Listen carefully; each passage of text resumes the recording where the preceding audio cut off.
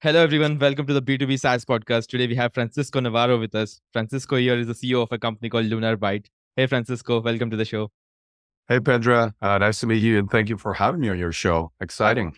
Absolutely. So, Francisco, let's try to understand, right? So, what your company does and how you end up making money.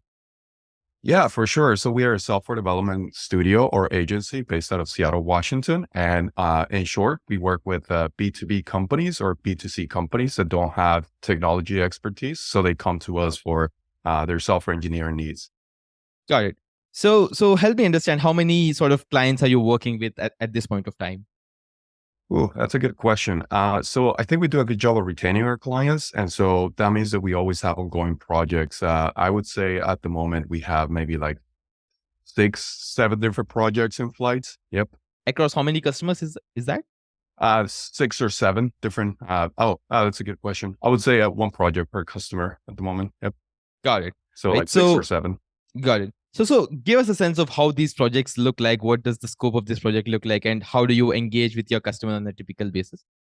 Yeah, for sure. So part of the exciting thing of working in a studio is that you have a variety of different projects, right? So like right now we're working with a customer on the automotive industry. We're working with a client on the aviation industry. We have a marketing agency that we have built some tools for.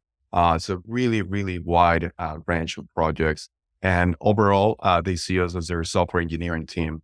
They come to us for full stack web applications. They come to us for mobile applications. So it can be quite exciting to, have different projects going on. At the same time, it can be a challenge just because of different technologies, different business needs. But I think we've done a good job of coping and helping and learning with our clients. All right. So before understanding, how you end up sort of, converting them to a customer, right, or a client, right? I Mhm. want to understand how you sort of price your, consultancy business or whatever services that you provide us up today. So what happens? Yeah. How exactly does that work? So can you just walk me through that process? Yeah, for sure. So part of it is always having a good website, having some decent SEO, right? I'm sure everyone else says that. So we did an okay job early on. And to be quite honest, one thing that really matters is like, word of mouth. So what are people saying about you? And anything that they say positively, hopefully any positive things, you put it on your website, you put it on, review websites like clutch.co, et cetera.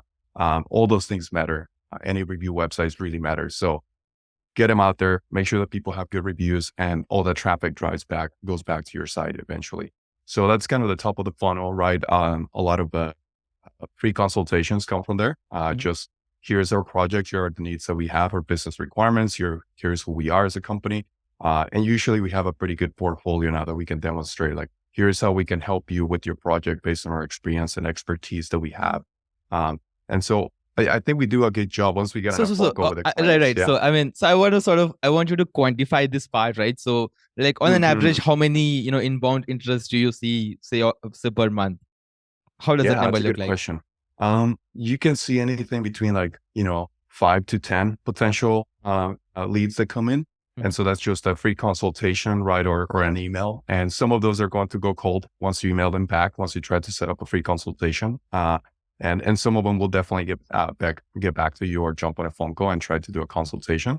And part of that process is, do they think you're a good fit? Do their needs align with what you have to offer right now? So we lose a couple of those to like things like, well, we wanted to hire an agency, but now we want to build our own internal team instead. So, those are difficult. It's still a loss, but how can you compete with someone saying like, we actually want to build our team instead, right? But overall, we close probably, I would say like 10%, 5 to 10% of the leads that come in. So, So essentially, you're saying that you get one or two new lead every month or so, right? Something on that range. hmm It's, so hmm I want to understand, right? I mean, if you're seeing such amazing interest, right? So hmm how do you, and when you say you end up converting one or two customers on a monthly basis, hmm right? So how do you allocate resourcing? I mean, how does that all work for you? Right? Because there is no predictability here, right? So it's not like you've no got a software to sell. I mean, you actually have to a bunch of resources to them, right? So services. how do you make Yep. that decision? Hey, I'm going to work with you now based on the resourcing I have. Yeah, so that makes it pretty challenging. That's one of the biggest challenges that we're trying to solve and growing, some of the growing pains that you see because it's linear, right? Like you have a new client, you need to hire a new developer. You see a new client, new developer. And so you really have to stagger your projects and say, we don't have the bandwidth to start tomorrow. We have some of those clients that come in and say like, we need you guys, please work on our project. And it's funny because sometimes that takes like 3 months. Like we had a potential project that we sent a proposal for 3 months ago, and they came back and they said like, we want to start like next week. And the answer is like, well, we can't, right? Like we have to stagger it out. It would have been great if you said yes 3 months ago, but that's not how business works, right? That's not how the B2B, B2B space works. So we try our best to stagger the projects, to hire a new developer. And it's part of the challenge. We're still trying to solve that right now. Yeah. Got it. So you mentioned you have around 6 to 7 projects as of today, right? So when did you get that first project or first customer onboarded? Oh boy. So as every, founder tells you, you kind of get whatever you can out there when you first start your company. So me and my co-founder used to be software developers in Seattle for tech startups. That's our background. And he also worked at Starbucks and other tech companies actually in the area. So, we started our company and we just went out to some local meetup groups, talked to some businesses, like local business meetups. And there was a guy that a home inspection local company that needed a new website and some new integrations with APIs. And so we built it, and it was a WordPress site, like every other good business out there, you start with WordPress. Yep. And when was this? That was in late 2019. We started right before the pandemic. Yep. So it's been around 3 months of 3 years, right? Yep. 3 years. Yep. And 3 years in business. what about the second customer? I just want you to put your customers on a timeline for me. Yeah. The second customer came in probably 2 months after the first one. And that's just how it goes, right? Like the first few customers are really hard to get. It takes time. You don't have a portfolio. You don't have a history. So that's one of the biggest challenges for founders, right? Like how do you show up presence? How do you show that you have a portfolio, right? But yeah, it took some time. So you mentioned you got around 6 active, clients as of today, right? So can you just sort of help me understand what was that top of funnel like? So basically, how many calls did you had to sort of go on before you ended up getting those 6 customers? Was it 60? Was it 600? Yeah, that's a good question. The answer is you hustle, right? Like you really have to hustle. And thankfully, my family, my partners, as immigrants, my parents, they started a business here in the States, and so I haven't been afraid of like failure or yeah. So I just want to understand that number, right? So how hard was Yeah. it to sort of get those customers? Yeah, so I would say like, I bought a stack of 250 business cards. I bought a bunch of tickets to like local meetups. I bought all kinds of things that I thought were going to be useful. And I just got out there. I just hit the ground and started shaking hands, talking to local business owners. And again, after like handing out all these business cards, like 200 business cards and talking to a bunch of people, we got our first WordPress customer, right? So that's just our reality. You got to hustle and you got to get out there and you got to talk to people. Right. So I was asking what happened after that first customer. You mentioned, right, as of today, you see all of this inbound interest from SEO or sometimes from word of mouth, right? So I just want to understand where those other 5 clients actually listen to you. Oh, yeah. So once you have that, right? Like, so I guess the numbers game is the more exposure you have, you start getting top of the funnel and then you start closing deals, right? So I don't know if that helps, but yeah, like part of it is just getting out there and like doing as many consultations as possible because it's simple, right? Like the top of the funnel is going to be a little wider and then it just keeps getting narrower and narrower. And so, we do a good job once we get to the last stage of the funnel. We don't do as well at the top actually, but yeah. All right. So let's talk about your pricing and, margin here as well, right? So I want to understand as an agency, right? So how do you end up sort of deciding on that contract value because there is no straightforward answer to that, right? And how much margins do you sort of end up making on that? And how do you pay your developer? What happens that? So just talk about the entire, structure there. Yeah, for sure. So the biggest thing is you have to have a profit margin, right? If you don't have that, then you don't have a business. And that number is based on what other agencies are charging in the area, right? So like a good rate right now is like, $140 an hour, $130 an hour. So you have to make a 50% margin on that, with your internal resources. So based on that number, it allows you to calculate sort of your salaries or what you can compensate your team. And most of our projects are now 6 months to like 8 months long. And so that gives us a pretty good runway, right? Like if we have that hourly rate and we provide an estimate to the client in the proposal, most of our projects on average could be like around $80,000, $100,000. So yep, that's kind of the average right now. Got it. So, and how much margins sort of do you take, at the end of the day after paying your, employees, everybody. So what, like, how much of that, cut does the company make at the end of the day? Yeah, before taxes and all the operational costs, of course, I would say like probably 45% is a good margin. Yep. That's pretty good actually. Yeah. Yeah. So Yeah. got And we it. like to keep it lean, like we like to keep it simple, lean, and that helps. Yeah. Got it. All right. So talk about the resourcing aspect, right? So how does how do you grow here, right? So, I mean, what's the Mhm. vision here? So for example, so what happens if you start losing a customer? So now you've got an idle developer there, Yeah. right? And I think they are on your payroll. You're not definitely paying them on an hourly basis, right? So how do you manage with things like those? Because given the unpredictability here. That is, again, one of the toughest challenges of being an agency, right? So, staggering your projects, and then what if you lose an existing project? We don't see that a lot for us. I think we do a really good job of retaining our customers. So like retention is very, very important. And I think every founder, every B2B person knows that already and should know that if they don't. Once you retain a customer, their lifetime value just, can be really great. So that helps us a But lot but having those retaining projects. here could be a bit tricky, right? I mean, your Hmm. customer might end up building a software development team for themselves, right? There could be a Hmm. number of reasons, right? It might not just be about you not serving them, right? It might be because they're Hmm. taking a different path altogether, right? So Hmm. retention is not something that you can control, even you sort of. Right. Yeah. And so when we do lose a customer, thankfully, I usually try to like look forward to having one or two other projects stagger down the road, like 1 month ahead or something like that, or 2 months. But it's just all the variables you got to play with. And that's where you have to keep your eye on it, right? As a founder and and CEO of the company, you just got to keep an eye on all those things. Yeah. Got it. And talk about the team you have as of today. Like how many devs are working? We're a team of 6 people right now. Plus we have That's a nicely matched, UX. right? So 6 people Yep. working on 6 projects, and then you're working with 6 clients. Okay. Exactly. And so that helps like, kind of move the variables, right? Like you have a little less work on one project, you move a developer to another project, but we try to keep it simple and only one developer per 2 projects. We don't like to spread them around too much. It's not efficient for anyone. And how long does this project go? Is it like months, years?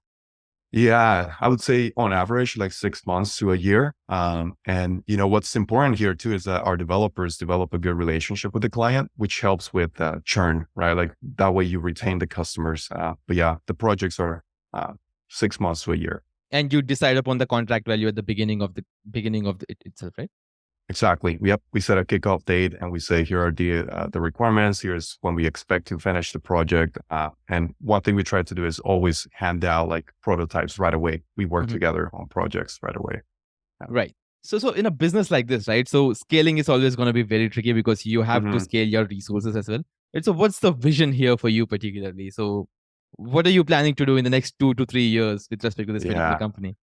I think if by next year we're at a team of like 10 people, that would be amazing. And that's quite a challenge, but I think it's very doable. And I think as a business, once you have like you're in the 7 figures, right? And you have a really good source of income and stream of revenue, it allows you to do other things that are interesting, right? Like we have had one or two B2B partners that have asked us to like help them uh, take their projects to actual market. And a couple of those projects are in the market right now as B2B software solutions. They want us to be their full like engineering team, but also be participants and potentially, take a stake on some of these companies. So that's where I get excited because I think LunarByte has done such a great job of building some of these products. So like there is a lot of potential in the B2B space out there for tools that people are not aware of, right? And we build some of those, but yeah. Right. Got it. Right. So talk about the team here, right? So are you being, innovative here as well? Right? Are you hiring engineers out of, countries where you can get them at a much cheaper cost, or are you where are these Mhm. engineers based out of? Yeah, that's a good question. One thing I like to say, to my co-founder is that I like to pursue passions and I like to see people that are passionate too. If you have a solid foundation of development and background, we can work with that. We like to develop talent in-house and keep those developers. We like to see like, good players, A players to come in and they still may not have all the skills. They have a lot of passion, but we like to develop their skills a lot further. And I do promise our developers, like they're going to be challenged more than they are working at a corporate suite, sitting in the corner of a conference room or somewhere like that. Just because I've done that, played that role. My co-founder played that role, and like you're just mindlessly moving tickets and Jira, right, like left to right, and waiting for all the managers to tell you what to do. That's not the case here. Like you're hitting the ground, you got to code, you got to do things. So So my question is, where are these engineers based out of? Are they based out of Seattle itself, or are they from some other yeah, countries? it's funny because we have become fully remote now, but we do have a developers in Seattle. We have developers in Seattle and Portland now and LA, but we are all onshore in the US. Our whole Okay. team is based in the US. So Yep. have you thought of maybe expanding beyond beyond US, right? So because you might get them at a much cheaper cost. That is always a good question, right? And I And think being remote should enable you to do that, right? And you can get amazing talent outside of US, right? So that's true. That's true. Yeah. So we have considered that in the past. I think one of the attractive aspects for our business has been that we're like based on the US, and many of our clients have actually come to us because they took a project offshore and it was just hard to manage it. They don't have the expertise to manage this project. Mhm. So they come to us once they realize like we can meet with Francisco downtown Seattle or with someone else, one of his team members. So we have considered it, and some projects have talked about like we would be okay with you outsourcing. So that's kind of in the works. That's No, I'm not starting talking about potential. outsourcing. I'm just talking about building a remote team in a Oh, different country where you could, hire them for a much cheaper cost. that's fair. Yeah, we have talked about that with some of our clients. Yeah, Okay. No, my question is, does a client really care where your employees sit? I mean, as long as they're getting, value for their money, hmm do they really care about that? That's a good question. I would say some of them do. The majority of them probably do care that their software is built in the US. In the B2B space that we're working in right now, like I mentioned, aviation, automotive industry, they actually part of the business is that they have to follow some regulations or some things with the federal government or things like that, right? So that helps that we're based in the US. There are other projects that are not like that. And so those customers have talked about like, we would be okay if you bring in a member from, outside of the US because it is cheaper. That's just a reality. And you don't always need to have your best developer working on the project in the US, and you can have a good developer from Latin America or somewhere else working on the project. So yeah. Got it. All right, Francisco. I think thanks for taking the time to talk to me. Hope you reach your milestones as quickly as possible with LunarByte. Thanks, Pendra. I appreciate it, man. Thank you for having me on the show, and the best of you too.